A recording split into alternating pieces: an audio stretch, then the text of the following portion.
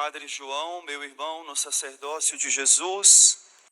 Queridos irmãos e irmãs, a Igreja celebra neste dia a solenidade de Corpus Christi, um dia na Igreja todo voltado para o culto da Eucaristia.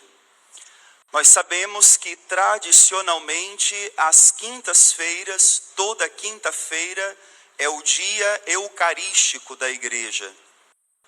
No domingo nós damos o ápice, porque é o dia do Senhor e celebramos este sacrifício. Mas a quinta-feira, que reporta a Quinta-feira Santa, é sempre o dia da Eucaristia. A Igreja, nos primeiros séculos, tinha isso por muito claro.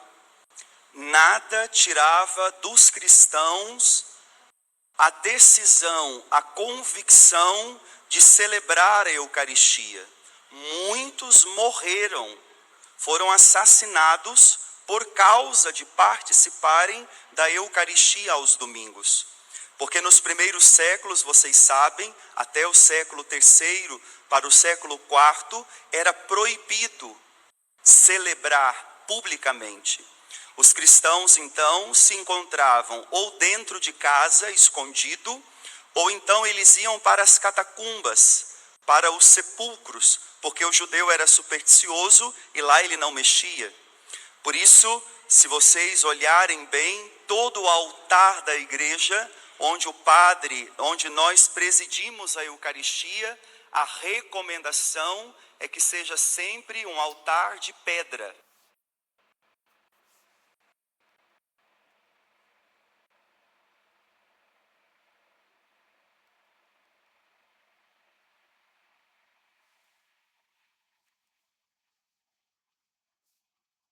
Mais do fruto da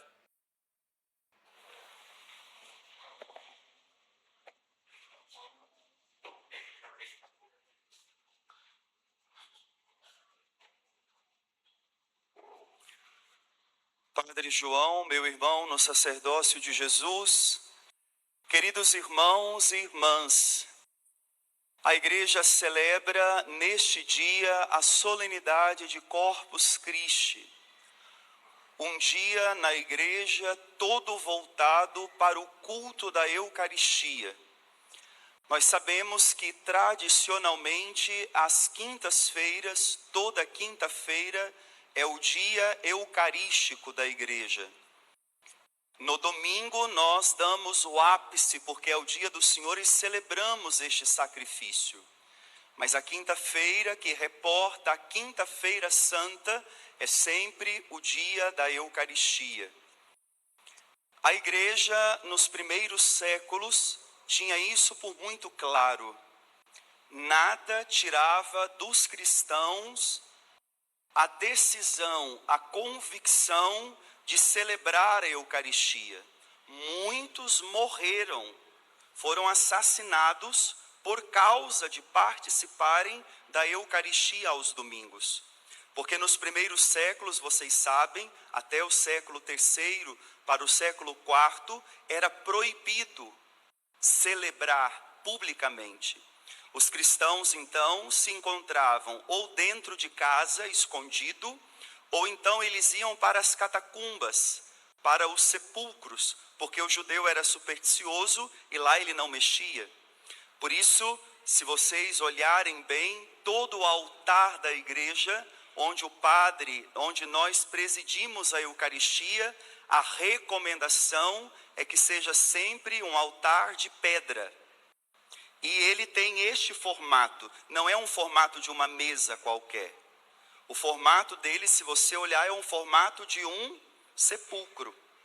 Por isso, quando a igreja é sagrada, se coloca dentro desse altar uma relíquia de santo, para lembrar a igreja primitiva, que celebrava a Eucaristia sobre o túmulo dos cristãos. Por isso essa imagem.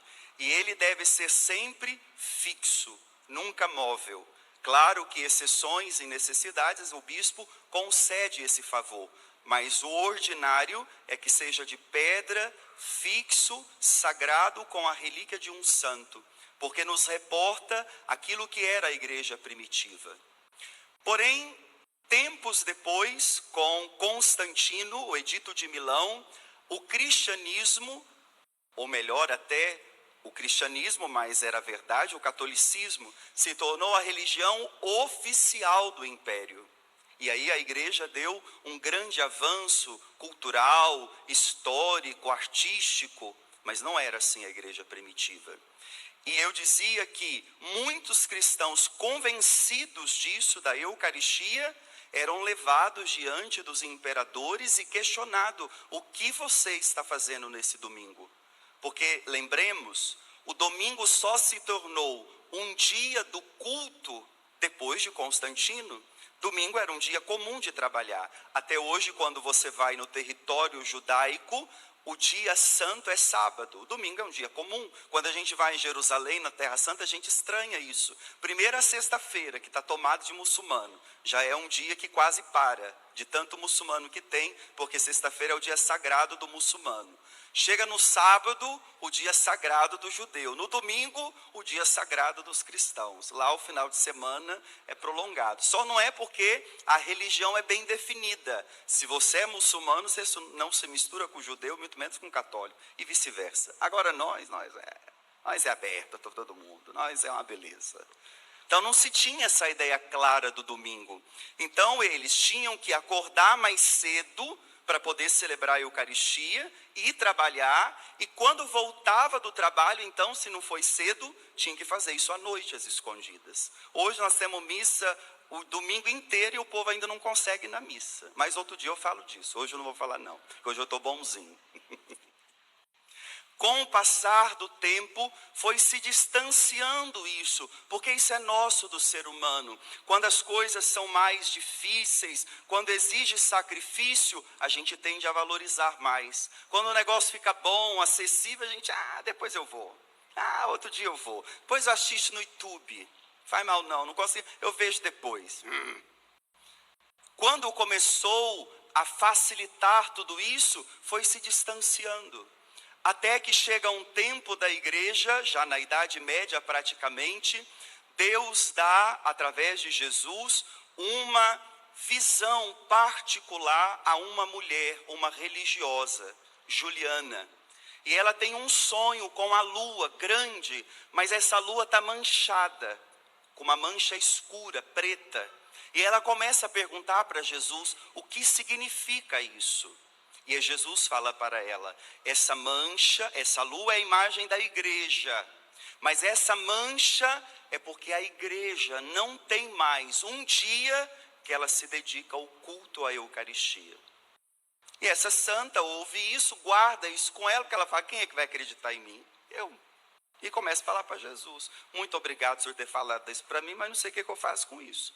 Vai, começa a divulgar.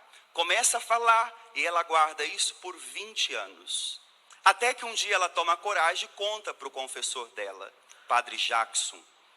A hora que ele ouve, ele coloca um pouco de crédito e fala: vamos começar então aqui na paróquia, vamos colocar um momento de oração, de adoração. Ele começa, mas ele era um padre, o máximo que ele podia fazer era na paróquia dele. E o tempo passa. A freira morre e não viu nada acontecer. Passado mais alguns anos, um outro padre estava vivendo uma crise de fé.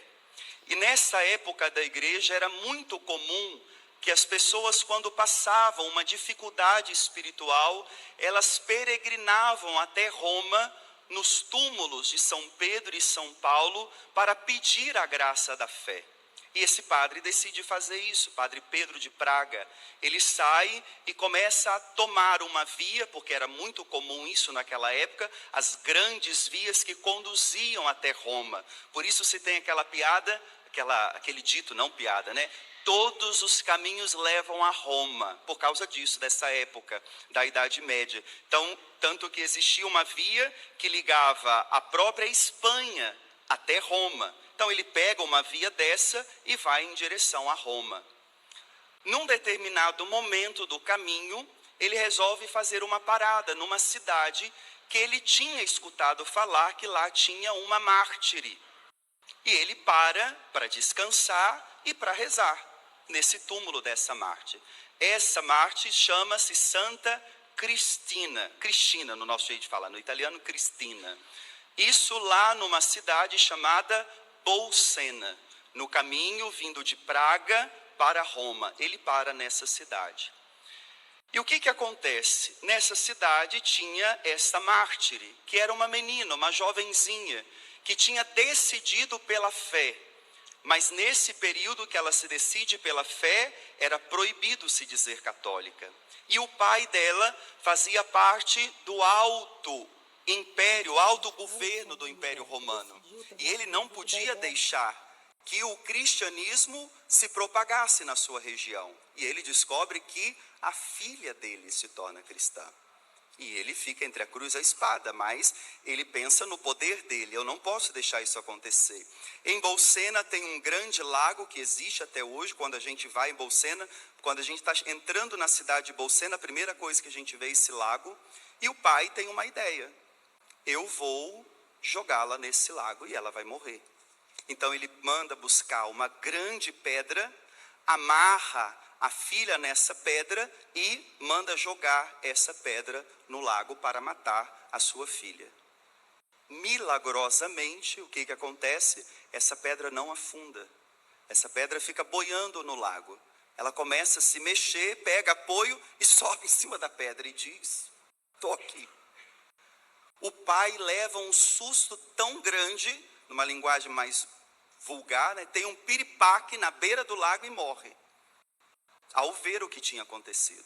Porque como um trem desse, uma pedra daquele tamanho não afunda. A menina fica em pé, como se fosse um isopor.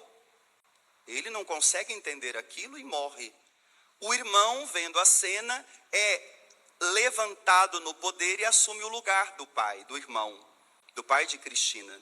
E ele então começa a dizer: isso não vai ficar assim. Primeiro, porque você é cristã. E segunda, você matou o seu pai. Levou essa culpa ainda. E eles começam a mandar sobre ela vários infortúnios para matá-la. E a menina não morre. Até que chega uma hora que ela morre. E sepultam ela num túmulo. A cidade, ouvindo tudo isso, vendo tudo isso, começa a aclamar a menina como santa, heroína, uma mulher de fé. Então o povo da cidade começou a divulgar isso à região. Então todo mundo, quando tinha necessidade de pedir a força na fé, ia até o túmulo dela. A ponto que, à medida que o povo da cidade começou a morrer, começou a pedir para ser enterrado do lado dela. E aí se construiu então uma catacumba, que existe até os dias de hoje. Depois se decide e constrói ali uma igreja. E sobre o túmulo dela constrói um altar. E a pedra do altar é a pedra que tentou matá-la. Nesta pedra está a marca dos pés dela, como prova de que foi um milagre o que aconteceu. Quando você vai, o altar está lá e você vê os pés dela marcados naquela pedra. Esse padre soube dessa história e falou: já que eu estou indo ao túmulo de Pedro e Paulo pedir a fé, vou pedir aqui também para ela. E ele vai rezar a missa. E a crise de fé que ele está tendo está voltada para a Eucaristia. Ele está com dificuldade de acreditar que verdadeiramente é Jesus que está ali. E milagrosamente o que acontece, a hora que ele está celebrando a missa, que ele levanta a hóstia, esta hóstia começa a pingar sangue. A hóstia que está na mão dele começa a verter sangue. A hora que ele vê aquilo, ele fica desesperado, ele coloca aquela hóstia no corporal, dobra. Os padres que trabalhavam nessa igreja veem aquilo, trazem ele para a sacristia e o sangue começa a pingar no altar, na pedra do chão da igreja. E ele vai correndo para a sacristia, chorando, gritando: o que está acontecendo? Um outro sinal deste milagre de Bolsena, da Eucaristia: até hoje nós temos os recortes da pedra, do chão e do altar onde pingou o sangue. Está marcado o sangue, a gente vê essa marca até hoje.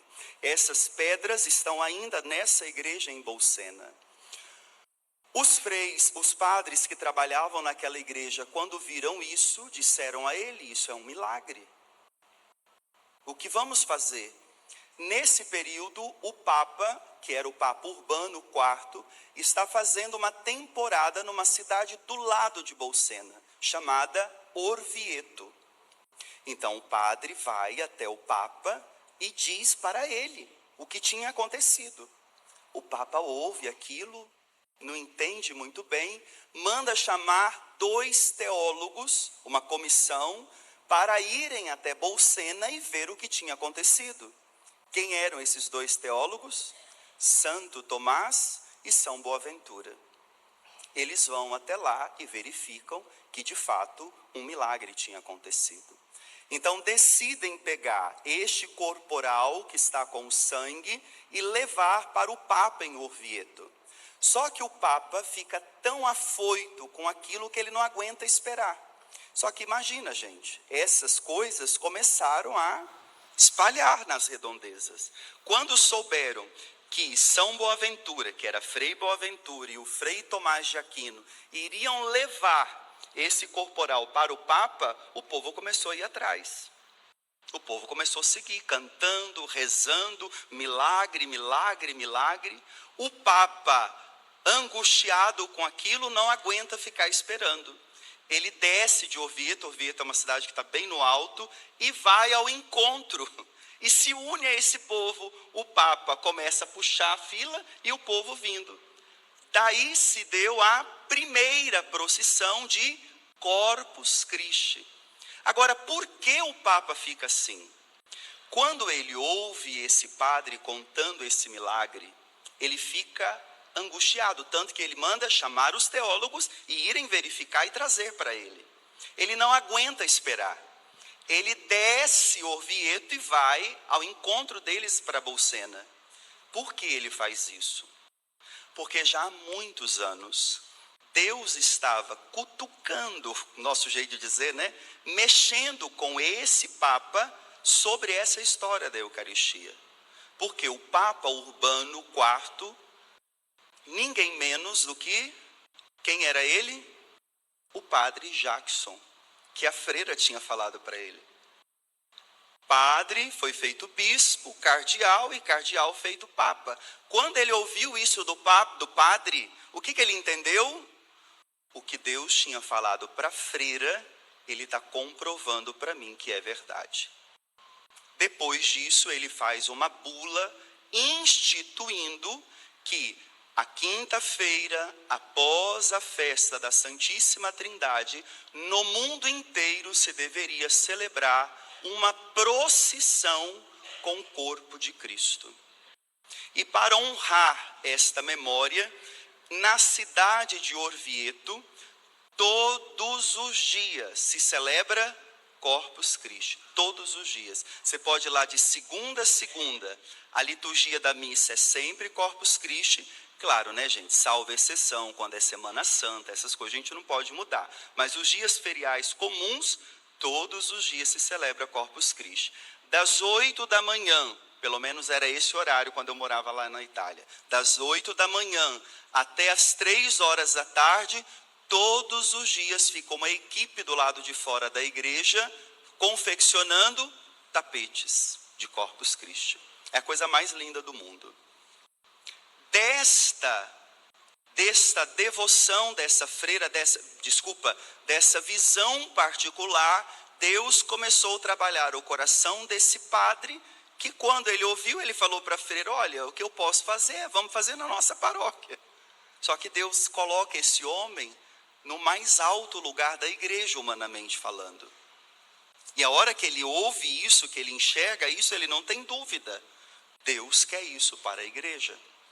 E aí então se instituiu a festa do Santíssimo Corpo e Sangue de Cristo na igreja, desde o ano de 1264. Desde lá até os dias de hoje, a igreja prossegue fazendo isso.